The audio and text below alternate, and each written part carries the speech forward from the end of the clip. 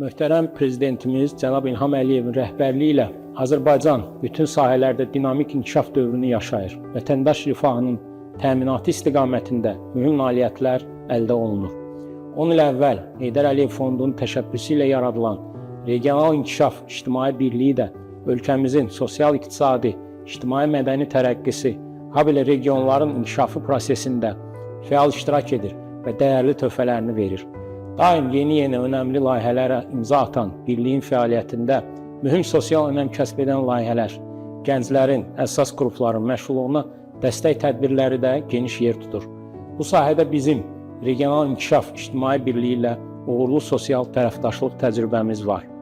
Bununla yanaşı, bugün ölkəmizdə aparılan uğurlu sosial siyasətin mühüm istiqamətlərindən biri şəhid ailələrinin və müharibə ilə əlaqədar əlilliyi müəyyən edilmiş şəxslərin, az təminatlı ailələrin sosial müdafiəsinin gücləndirilməsi sahəsində də Nazirlik Regional İnkişaf İctimai Birliyi ilə sıx əməkdaşlıq edir.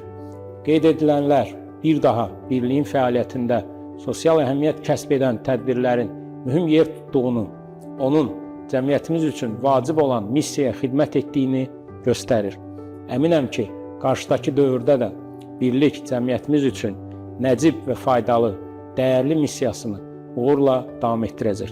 Regional İnkişaf İctimai Birliyinin 10 illik münasibəti ilə təşkilatın bütün kollektivini təbrik edir, gələcək fəaliyyətində yeni nailiyyətlər arzulayıram.